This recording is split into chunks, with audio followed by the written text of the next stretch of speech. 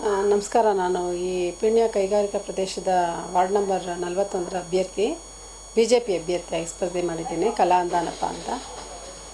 Madam, ಈಗಾಗಲೇ ಇನ್ನು 3-4 ದಿನ ಉಳಿದಿದೆ. ಹೌದು ಸರ್. ಕ್ಯಾಂಪೇನ್ಗೆ ಯಾವ ರೀತಿ ಕ್ಯಾಂಪೇನ್ ಮಾಡ್ತಾ ಇದ್ದೀರಾ? ಸ್ವಲ್ಪ ಬೇಗನೆ ಎಲ್ಲ ವಾರ್ಡ್ ಫುಲ್ಲು ನಾವು ನೋಡ್ಕೊಬೇಕಲ್ಲ. ಮನೆ ಹೋಗಿ ಎಲ್ಲನೂ ದಯವಿಟ್ಟು ಈ ಸಲ BJPನ ಗೆಲ್ಲಿಸಿ ಅಂತ ಕೇಳ್ಕೊತಾ ಇದ್ದೀವಿ ಸರ್. ಮೇಡಮ್, ವಾರ್ಡಿನ ಮೂಲಭೂತ ಸಮಸ್ಯೆಗಳೇನು, ಯಾವುದಕ್ಕೆ ಹೆಚ್ಚು ಆದ್ಯತೆ ಕೊಡ್ತಾ ಇದ್ದೀರಾ ನೀವು? ಗೆದ್ದು ಬಂದರೆ ರೋಡೇ ಜಾಸ್ತಿ, ಸ್ವಚ್ಛತೆಗೆ ಸ್ವಲ್ಪ ಅತ್ಯಂತ ಮೂಲಭೂತ ಸೌಕರ್ಯಗಳೇ ಇಲ್ಲೆಲ್ಲ ಇಲ್ಲ. ಅದರಿಂದ ರೋಡ್ ಇರ್ಬೋದು, ರಸ್ತೆ ಚರಂಡಿ ವ್ಯವಸ್ಥೆ ಇರ್ಬೋದು, ಕಸದಂತೂ ತುಂಬ ಪ್ರಾಬ್ಲಮ್ ಇದೆ.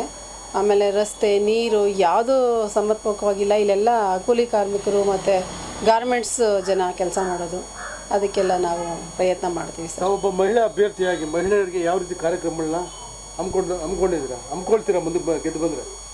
ಜನ ಏನಾದರೂ ಆಶೀರ್ವಾದ ಮಾಡಿದ್ರೆ ಹೆಣ್ಮಕ್ಳಿಗೆ ಸ್ವಲ್ಪ ಆದ್ಯತೆ ಕೊಟ್ಟು ಎಲ್ಲರನ್ನೂ ಸೇರಿಸ್ಕೊಂಡು ಅವ್ರ ಕಡೆಯಿಂದನೇ ಎಲ್ಲ ಸಹಕಾರ ತಗೊಂಡು ನಾವು ಏನೇನು ಕುಂದುಕೊರತೆಗಳು ವಿಚಾರ ಮಾಡಿ ಅವ್ರಿಗೆಲ್ಲ ಸಪೋರ್ಟ್ ಮಾಡೋ ಪ್ರಯತ್ನನ ಮನೆಗೆ ಹೋಗಿ, ಮತ್ತು ನಮ್ಮ ಕೈಲಿ ಏನು ನಮ್ಮ ಪಾರ್ಟಿಯವರು ನಮ್ಮ ನಂಬಿಕೆಟ್ಟಿಗೆ ಮಾಡ್ತಾ ಇದ್ದಾರೋ ಅದಕ್ಕೆ ಭದ್ರಾಗಿ ನಡ್ಕೊಂಡು. ಅಲ್ಲ, ಅವ್ರು ಯಾವ ಸಮಸ್ಯೆಗಳು ಸ್ಪಂದಿಸ್ತೀರಾ ಮಹಿಳೆಯರಿಗೆ?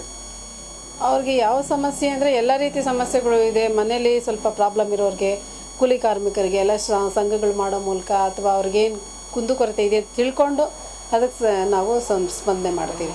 ಹೆಣ್ಮಕ್ಳಿಗೆ ಸಹಾಯ ಮಾಡ್ತೀವಿ. ಮೂಲಭೂತ ಅದೇ ಹೇಳಿದ್ನಲ್ಲ, ರಸ್ತೆ ಇರ್ಬೋದು, ನೀರಿಂದು, ಒಳಚರಂಡಿ ವ್ಯವಸ್ಥೆ, ಸ್ವಚ್ಛತೆ ಇಲ್ಲ. ಆಮೇಲೆ ಕುಡಿಯೋ ನೀರಿಂದು ಪ್ರಾಬ್ಲಮ್ ಇನ್ನೂ ಸ್ವಲ್ಪ ಇದೆ.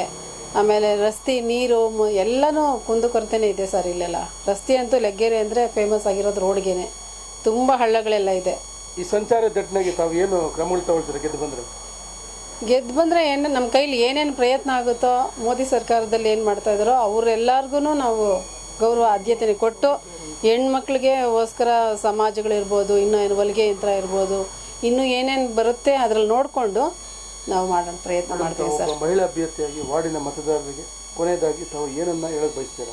ಕೊನೆಯದಾಗಿ ದಯವಿಟ್ಟು ನೀವೆಲ್ಲ ನನ್ನ ಏನಾದರೂ ನಂಬಿಕೆ ಇಟ್ಟು ಆಶೀರ್ವಾದ ಮಾಡಿ ನನಗೆ ಕೊಟ್ಟರೆ, ನಮ್ಮ ಹಿರಿಯರ ಮುಖಂಡರು ಎಲ್ಲ ನಮ್ಮನ್ನ ನಂಬಿಕೆ ಇಟ್ಟು ಕಳಿಸಿದ್ದಾರೆ.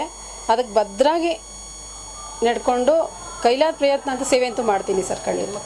ಹೆಣ್ಮಕ್ಳಿಗಾಗಿ ಎಲ್ಲರಿಗಾಗಿ ನಾನು ಪ್ರಯತ್ನ ಮಾಡಿ ನಮ್ಮ ಪಕ್ಷದ ಮರ್ಯಾದೆನ ಕಾಪಾಡೋ ಪ್ರಯತ್ನ ಮಾಡ್ತೀನಿ. ಧನ್ಯವಾದ.